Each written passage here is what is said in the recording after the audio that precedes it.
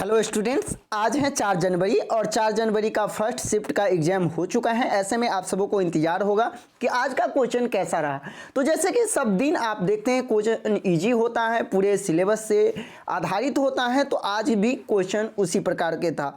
यदि हम बात करें ईवीएस की, तो आज भी ये क्वेश्चन आया था, पक्षी से रिलेटेड जो लटकता हुआ घोंसला कौन बनाता है। तो आपको भी पता है इंडियन रोबिन जिसे आप कहते हैं, वीवर बर्ड के नाम से जाना जाता है, और यही इसका जो राइट आंसर होगा ये होगा। ठीक है, ये क्वेश्चन आज के जो फर्स्ट शिफ्ट एग्जाम में ईवीएस में पूछा गया था।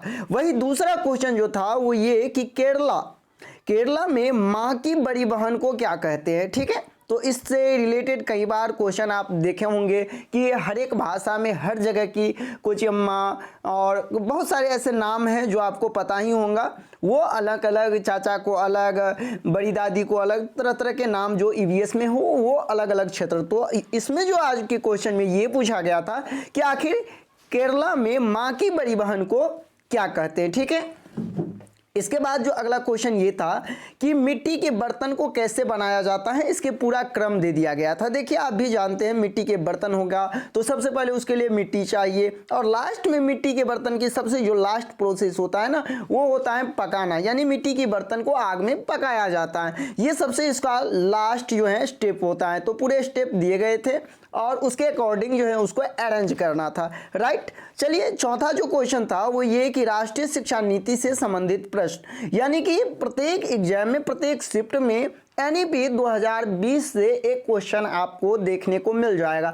जिनका 16 या 17 दिसंबर को एग्जाम होने वाला था उनका रद्द हो गया, उनसे हम कहना चाहेंगे कि आप सभी लोग एनईपी 2020 को अच्छे से कवर कर ले। मैं आप सबों को एक फ्रेश वीडियो एनईपी 2020 पर अभी तक जितने सारे क्वेश्चन पूछे गए हैं उनको कवर करके आप सभी को देने वाला हूं। तो इस चैनल को अभी तक यदि आप सब्सक्राइब नहीं किए हैं तो सब्सक्राइब कर ले, क्योंकि सीटेट से रिलेटेड जो भी इंफॉर्मेशन होगा और जो कुछ भी आपके लिए इंपॉर्टेंट होगा वो सभी चीजों का शिक्षण इस चैनल के माध्यम से आपको मिल जाएगा।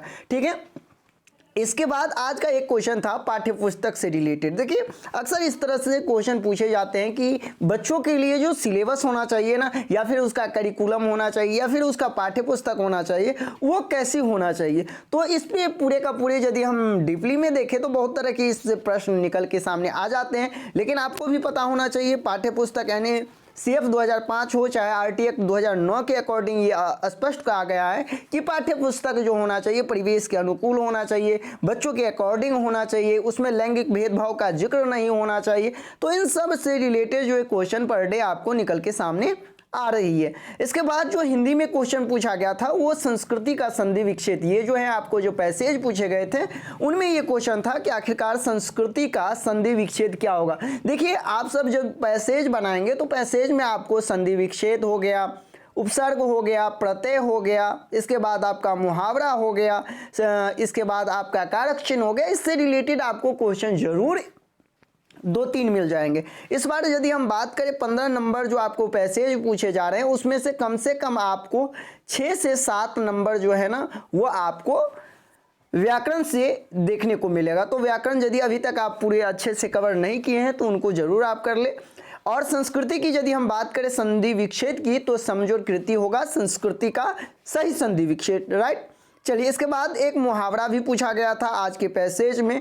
तो मुहावरे क्या था वो मुझे नहीं अपडेट मिल पाया, नहीं बताया गया, लेकिन मुहावरा इतना बताया गया कि मुहावरा आज के प्रश्न में पूछा गया था। ठीक है, इसके बाद एक क्वेश्चन था कि निम्न में से किसमें प्रत्यय नहीं लगाया, यानी कि आज की जो क्वेश्चन था वो 4 ऑप्शन दिए गए थे और 4 ऑप्शन में पूछा गया था जो किनमें प्रत्यय नहीं लगाया है। यहाँ तक कि ये भी जानकारी मिला कि ऑप्शन सब जो थे जैसे कि भारतीय हो गया, राष्ट्रीयता हो गया, इस तरह से ऑप्शन थे और किसमें जो है वो प्रत्यय नहीं लगाए। तो आप आसानी से इस चीज को समझ सकते हैं कि आखिरकार किसमें उपसर्ग लगाएं और किसमें प्रत्यय न लगाएं। इसको जांचने की सबसे अच्छा तरीका है कि किसी भी शब्द को आप उठा लें। जैसे कि मान लीजिए आप कोई भी शब्द लेंगे, उसको 2 भाग में करेंगे। यदि दोनों भाग अलग अलग और दोनों का कुछ मीनिंग निकल जाए, कि जैसे कि आप यहाँ समझ सकते हैं कि कोई भी चीज़ को, कोई भी शब्द को, क्योंकि प्रत्यय जो होता है ना वो किसी शब्द के लास्ट में लगता है, और कोई सिर्फ शब्द ही हो तो फिर उसमें शब्द नहीं, उसमें प्रत्यय आपको देखने को नहीं मिलेगा। ठीक है, इसके बाद यदि हम बात करें और क्वेश्चन, तो आपको संप्रेषण से रिलेटेड भी क्वेश्चन पूछा गया था, और संप्रेषण एक ऐसा टॉपिक है जिस पर आपको पर डे क्वेश्चन देखने को जरूर मिल जाएगा। वही हम बात करें बहुभाषिकता से, तो देखिए बहुभाषिकता से जो क्वेश्चन आ रहे हैं वो आपको एकभाषिक, द्विभाषिक, त्रिभाषिक, बहुभाषिक इस टाइप से क्वेश्चन बन के आ रहे हैं। क्योंकि बहुभाषिकता से डायरेक्ट क्वेश्चन जो पहले जिस तरह से आप देखते थे, बहुभाषिकता को किस रूप में देखे तो संसाधन के रूप में, इस तरह से नहीं, बल्कि आपको बहुभाषिकता से रिलेटेड पूछ दिया जाएगा कि निम्न में से कौन बहुभाषिकता से संबंधित हैं, और 4 विकल्प आपको दे दिए जाएंगे। तो आप लोग बहुभाषिकता से रिलेटेड पूरी अच्छे से जानकारी ले ले, क्योंकि बहुभाषिकता हमारे लिए संसाधन का काम करता है, ये बच्चों को सहायता प्रदान करता है, ये एक कक्षा कक्ष के लिए संसाधन के रूप में हम यूज कर लेते हैं। यानी कि बहुभाषिकता से रिलेटेड जितने भी टॉपिक बन के आ रहे हैं उन सभी को आपको कंसेप्ट क्लियर करके रखना है, ठीक है। चलिए हम बढ़ते हैं, और भी क्वेश्चन, बहुत सारे क्वेश्चन है जिसका अपडेट इस वीडियो के माध्यम से हम दे रहे हैं। यदि वीडियो अच्छा लगे आप लोगों को तो वीडियो को लाइक करें, क्योंकि इसी तरह जितने भी सीटेट से रिलेटेड इंफॉर्मेशन हो, चाहे वो आपको जो भी शिक्षण हो, सभी इस चैनल के माध्यम से जरूर करवाई जाती है, ठीक है। भाषा अधिगम से संबंधित प्रश्न था। देखिए भाषा अधिगम से 2 टाइप से क्वेश्चन पूछे जा रहे हैं। एक तो आपको लर्निंग डिसेबिलिटी से क्वेश्चन आ जाएगा, अधिगम अशक्ता से।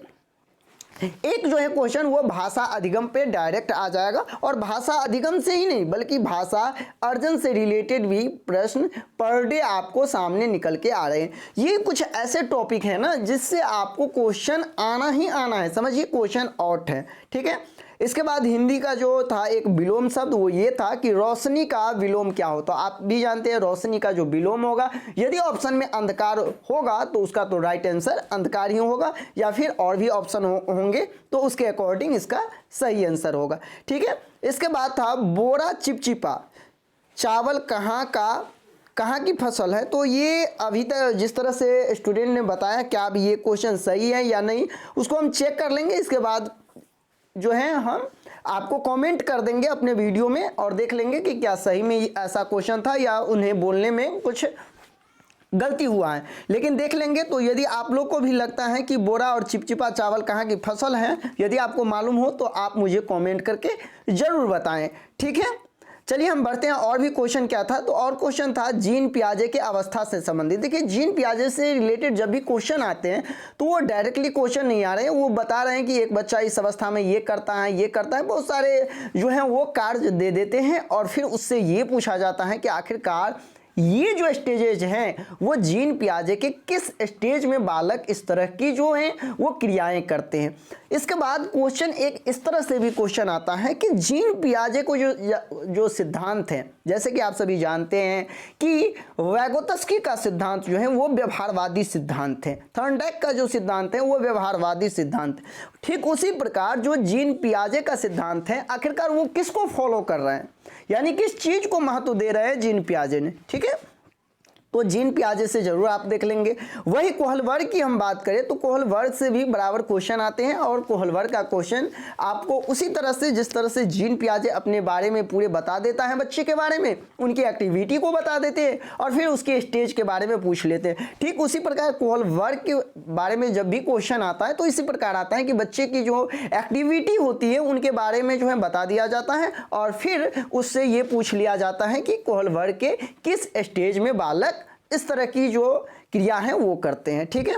इसके बाद जो क्वेश्चन आया था वो और क्वेश्चन मेरे पास अभी आप देख सकते हैं यहाँ, देखिए बहुभाषिकता से रिलेटेड। तो ये मैं पहले भी आपको बता चुका हूँ कि बहुभाषिकता से रिलेटेड प्रत्येक दिन क्वेश्चन सामने निकल के आ रहे हैं। तो निश्चित तौर पे इस वीडियो के माध्यम से आप ये भी समझ गए होंगे कि आखिरकार सीटेट अभी भी जो क्वेश्चन पूछ रहे हैं वो बिल्कुल आसान क्वेश्चन पूछ रहे हैं, बिल्कुल टफ नहीं है, पूर्ण रूप से सिलेबस पर आधारित है। हाँ ये बात जरूर है कि इस बार जो सीडीपी पूछे जा रहे हैं, जिनका कंसेप्ट अच्छा है वो बिल्कुल अच्छे अंक ला सकते हैं, लेकिन जिनका कंसेप्ट अच्छा नहीं है वो कहीं ना कहीं सीडीपी में जाकर के फंस जाते हैं, क्योंकि इस बार पहले ही सीटेट के द्वारा बता दिया गया था कि क्रिटिकल थिंकिंग पर आधारित ज़्यादा प्रश्न होंगे और ज़्यादातर याद करने वाले या फिर वन लाइनर क्वेश्चन आपको नहीं देखने को मिलेगा। तो कहीं ना कहीं सीटेट उसी बेस पे जो है एग्जाम ले रही है और निश्चित तौर पे जिनका कंसेप्ट अच्छा होगा वो अच्छे से अच्छे नंबर इस बार सीटेट में ला सकते हैं। यदि आपका परीक्षा हो गया है तो आप कितने नंबर तक ला सकते हैं आप मुझे कमेंट करके बताएं। आपकी प्रतिक्रिया का इंतजार होगा। मिलते हैं नेक्स्ट वीडियो में नई जानकारी लेकर। अगले वीडियो में हम आपको 28 दिसंबर को जो एग्जाम हुआ था उनका ईवीएस का आंसर की देने वाले हैं। तो अगला वीडियो आप बिल्कुल देखना ना भूले, खासतौर पे वो कैंडिडेट जिनका 28 दिसंबर को एग्जाम हुआ है, हूबहू वैसा ही क्वेश्चन वैसा ही सब कुछ जिस तरह से आप एग्जाम में दे करके आए हैं। तो निश्चित तौर पे 28 दिसंबर वाला वीडियो जो है बिल्कुल देखना आप ना भूले। धन्यवाद।